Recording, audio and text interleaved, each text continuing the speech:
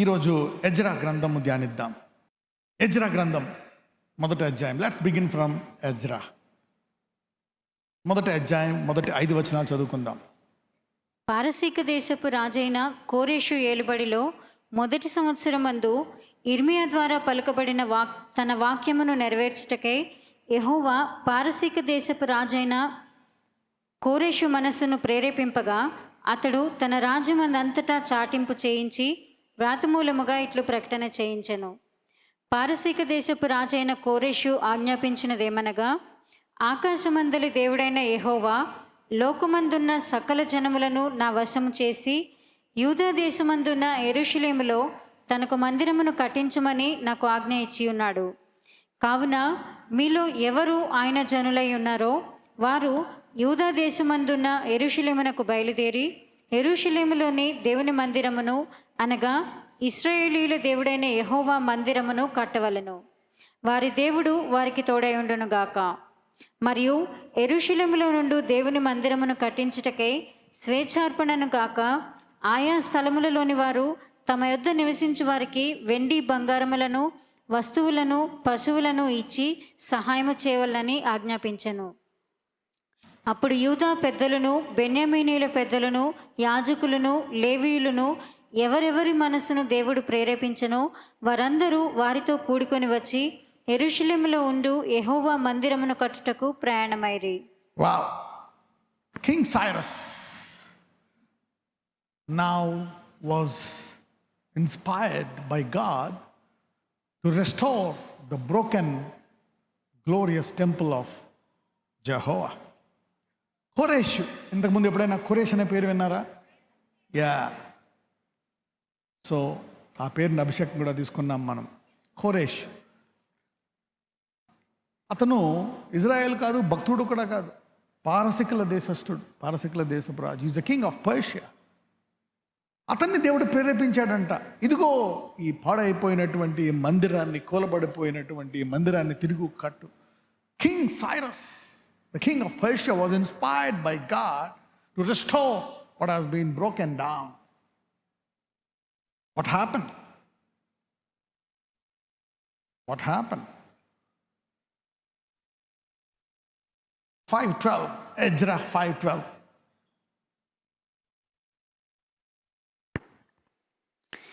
మా పితరులు ఆకాశమందలి దేవునికి కోపం పుట్టించినందున ఆయన వారిని కల్దీయుడైన నెబుకద్నెజరు అను బబులోను రాజు చేతికి అప్పగించెను. అతడు ఈ మందిరమును నాశనం చేసి జనులను బబులోను దేశములోనికి చెరపట్టుకొని పోయెను. This is the problem. But after that our fathers has provoked the God of heaven and to wrath. He gave them into the hand of Nebuchadnezzar, the king of Babylon, the Chaldean, who destroyed this house and carried the people away into Babylon. Sometimes the Lord withdraws his hands and the devil might take over and mess you a bit. ఒక్కొక్కసారి దేవుడు తన కాపుదల ఉండే హస్తములు తీసివేస్తాడు. కరెక్ట్గా చెప్పాలంటే ఈ హస్తాలను మనమే గెంటేస్తాం. ఆ పరిధిలోంచి మనమే వెళ్ళిపోతాం అవతలకి. వెళ్ళిపోయి తర్వాత అపవాది మనల్ని ఏదైనా చేసిన తర్వాత దేవుడే చేశాడు ఇలాగా అంటాం. నువ్వు ఎందుకు కాపాడలేదు అంటాం.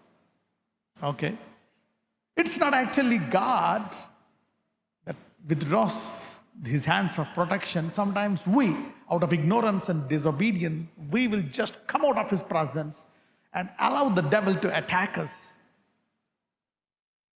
and cause us pain. But God is a God of mercy. అయితే దేవుడు కనికరము గల దేవుడు. ఆయన హస్తముల నుంచి మనం అవిధేయత నుంచి బయటకు వెళ్ళిపోయి అపవాది చేత హింసింపడుతున్నప్పుడు ఆయన మళ్ళా నిన్ను తిరిగి బాగు చేయాలని ఆయన శాయశక్తులారా ప్రయత్నిస్తాడు. He sends an invitation and tell, will you come back? I will restore you. I will restore you. ఇతనికి దేవుడు ప్రేరేపించాడు. సరే, ఇతన్ని ప్రేరేపించినప్పుడు జనాలందరూ బయలుదేరారు.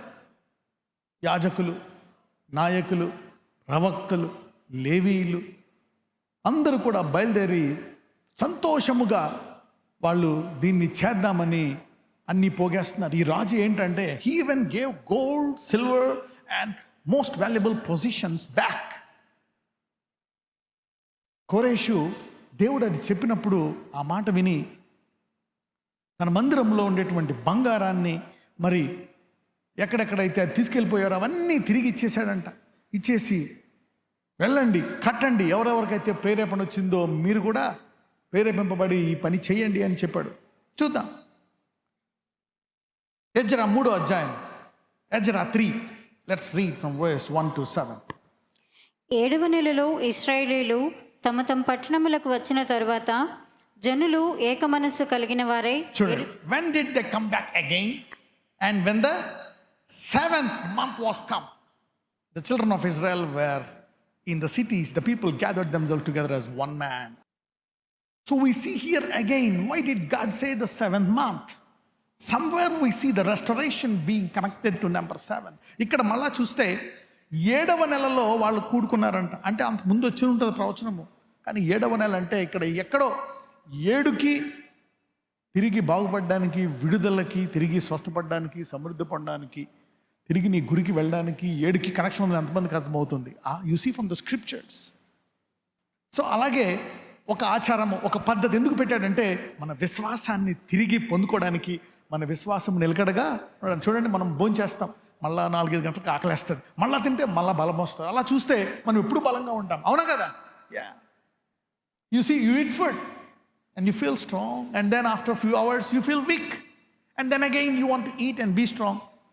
You see that? So your strength is remaining, so you always be strong. You don't allow weakness to take over.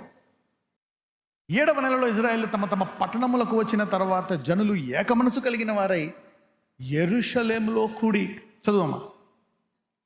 యోజాదాకు కుమారుడైన యెషూవయును యాజకులైన అతని సంబంధులను, షయల్తీయేలు కుమారుడైన జెరుబ్బాబెలును అతని సంబంధులను లేచి దైవజనుడైన మోషే నియమించిన ధర్మశాస్త్రమునందు రాయబడిన ప్రకారముగా దహన బలులు అర్పించుటకై ఇశ్రాయేలీయుల దేవుని బలిపీఠమును కట్టిరి. ఓకే, ఇక్కడ ఒక ప్రాముఖ్యమైనటువంటి వ్యక్తి, అందరూ ప్రాముఖ్యమైన వాళ్ళు, అందులో కొంచెం అతి ప్రాముఖ్యమైనటువంటి వ్యక్తిని మనం చూస్తున్నాం, జెరుబ్బబెల్. ఓకే, తర్వాత ఎజ్రా ఉన్నాడు, తర్వాత ఇంకొక పేరు ఉంది, 3 రాజులను కూడా చూస్తాం. Let us see. యెరుబ్బయలు కూడా లేచాడు, ఉత్సాహం వచ్చింది. చూద్దాం. Let's read. వారు దేశమందు కాపురస్తులైన వారికి భయపడుచు ఆ బలిపీఠమును దాని పురాతన స్థలమున నిలిపి దాని మీద ఉదయమునను అస్తమయమునను యెహోవాకు దహన బలులు అర్పించుచు వచ్చిరి. మరియు గ్రంథమును బట్టి వారు పర్ణశాలల పండుగను నడిపించి ఏ దినమునకు నియమింపబడిన లెక్క చొప్పున ఆ దినపు దహన బలిని విధి చొప్పున అర్పింపసాగిరి.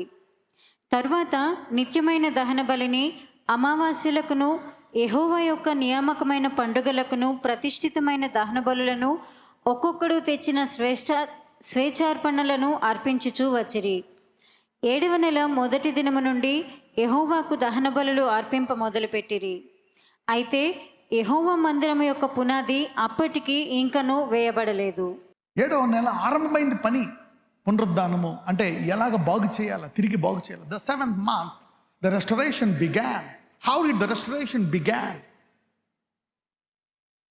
By restoring their ways, their mind, their habits, their traditions. ఎలాగా తిరిగి బాగు చేయడము మొదలైంది? తిరిగి వారి విశ్వాసానికి వెళ్ళడం, వారి భక్తికి వెళ్ళడం, వారి వాక్యానికి వెళ్ళడం, వారి ప్రార్థనా జీవితానికి వెళ్ళడం, వారి ఉపవాసనానికి వెళ్ళడం, తిరిగి వారి విశ్వాసములో వెళ్ళడమే ఏం మొదలైంది? విడుదల, స్వస్థత.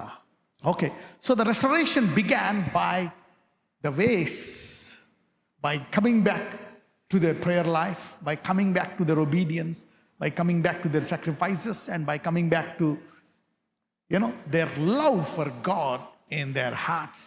తిరిగి తమ దేవుడైన యెహోవాను ప్రేమించడం ఆరంభమైనప్పుడు వారికి ఏం మొదలైంది? విడుదల, స్వస్థత, సమృద్ధి. వారి దేశము విడుదలైంది. ఈరోజు వాక్యము ద్వారా అనేకులకు విడుదల ఆరంభమవుతుంది. ఈరోజు ఒకవేళ నువ్వు నమ్మినా నమ్మకపోయినా, చూడండి, ఒకవేళ నువ్వు హైదరాబాద్ నుంచి ఢిల్లీ వెళ్ళే ట్రైన్లో కూర్చున్నాం. కూర్చొని నేను వెళ్ళను అని చెప్పి రివర్స్ కూర్చున్నాం అనుకోండి, కుర్చీకి ఇటు అటే ఎవరైనా ట్రైన్ అటు వెళ్తే ఇంజన్ వైపు కూర్చోకుండా ఇటు వెళ్తాను కూర్చొని గట్టిగా దాన్ని పట్టుకున్నా సరే ఏంటది ఆ ఊసల్ని దాన్ని పట్టుకొని గట్టిగా పట్టుకున్న పొద్దున్న లేస్తే ఎక్కడికి వెళ్తావు? ఢిల్లీ వెళ్తావు. ఈరోజు నువ్వు అవిశ్వాసంలో ఉన్నా, నేను వెళ్ళాలనుకున్నా, ఈ వాక్యం వింటున్నావు.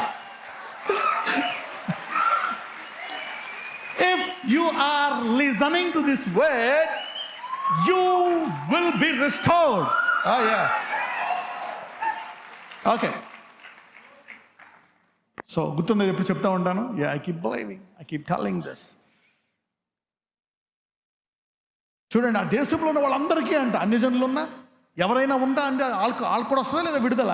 Yes, you will be redeemed, you will be blessed. So నా పద్ధతులన్నీ కూడా మారిపోయాయి. వాళ్ళు నెమ్మదిగా దేవుని ఆరాధించడం మొదలుపెట్టారు. ఆ వాక్యాన్ని చదవడం ప్రారంభించారు. ఎలాగ ఆయనకి బలులు ఇవ్వాలా, కంటిన్యూగా ఎలా ఆరాధించాలా, ఏమేం చేయాలా, ఎలా ప్రేమించాలా, ఎలా ప్రార్థించాలా, అన్నీ కూడా వారు నేర్చుకున్నారు. అంటే కొత్త స్థాయికి వెళ్తున్నారు. They are going to a new level of faith. Somebody is going to a new level of faith from today, which brings mighty restoration. ఈ వాక్యం చెప్తున్నాడు కాబట్టి ఇది వినే ప్రతి చెవు యొక్క జీవితానికి ఆశీర్వాదాలు ఆరంభమవుతాయి. మీకు 2 పేర్లు చెప్పాను, గాడ్ ఆఫ్ రెస్టరేషన్, మరి తిరిగి బాగు చేయు దేవుడు. ఓకే, తిరిగి బాగు చేయడాన్ని ఆపేటువంటి అపవాది. Okay, let us even study that now. Ezra 4 మొదటి 5 వచనాలు.